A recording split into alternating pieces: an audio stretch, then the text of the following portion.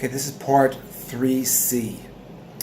So we ended before by saying it depends upon your purpose, but if your purpose is to teach and not just talk, not just present information, then you'll want to engage them in some or a combination of the ways I've mentioned.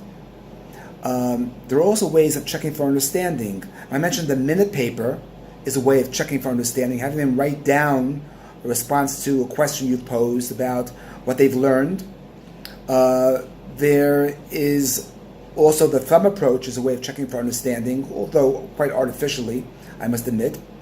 Another way is called reciprocal teaching.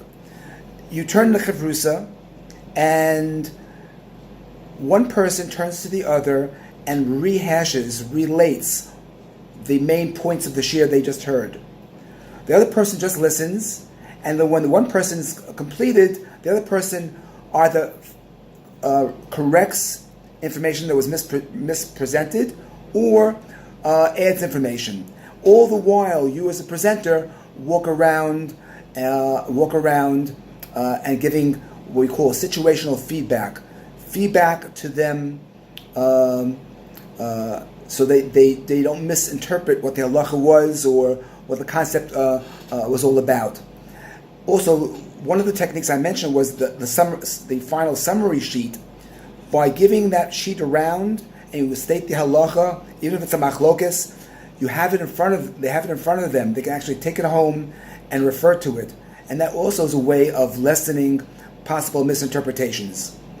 Now, some people have complaints, this takes too much time, and it does. If you're giving a 7-minute talk between Mincha and Mariv, it may mean to talk for 4 minutes and engage them and give feedback for 3 minutes. So if you told a great story, wouldn't it be nicer if they could go home and tell their wife the story or tell somebody else the story? Have them actually review the story in a pair and share as you come around and give feedback, and they have an opportunity to ask questions. I find that people who are in an audience want to be participants.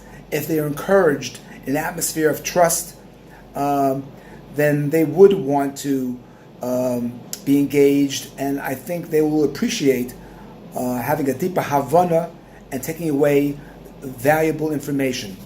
You know, the Chafetz Chaim reportedly once said, and I'll say it in Yiddish and I'll translate, "As me hert a good wort, v'nachdem hert a andere good wort, bleibt mit gar nicht." If someone hears a good Devar Torah, a good wort, and then right away hears another good Devar Torah, he's left with nothing. Now I think the Chafetz Chaim was talking about without chazering. You know, you have to chazer your work.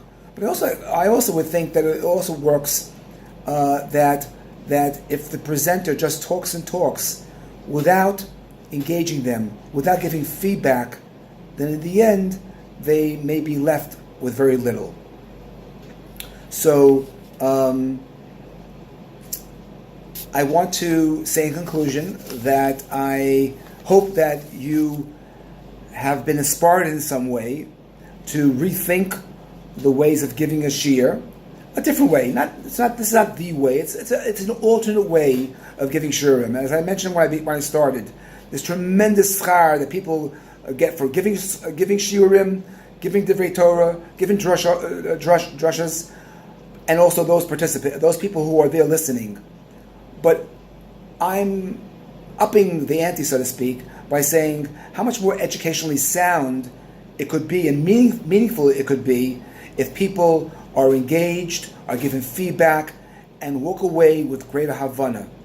They'll have a greater sense of accomplishment, and you as a presenter will also feel that your time was well spent. Now, I have written a book on this. I'm not selling my book. It's a book written for a secular audience called Engage, Teach, Don't Just Present. It's a very thin book. On Kindle, it's $1.99. It's less than $20 on Amazon, where I go over these and other information. But you don't need that. I've given you enough, I think, information here in these presentations. And if you'd like to further the conversation, and perhaps together think of new creative ways of giving shiurim by engaging them and giving feedback, I would think also this would work for Daf Yomi.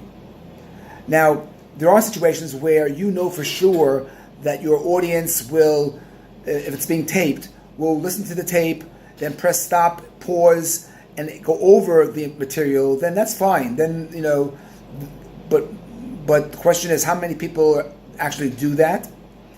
And I would say, I think it's the achrayus of the presenter to teach less so they can learn more, cover less material with less depth, rather than teach a lot of material in great depth.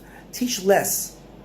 The Shulchan Aruch says, when we daven, if we daven less and with more kavana, at least that's a way to start by appreciating the importance of tefillah. And I think it works the same way in learning. So I hope to continue the conversation. If there are any questions, please contact me, and I wish you continued success. Yashar Kol Chachem.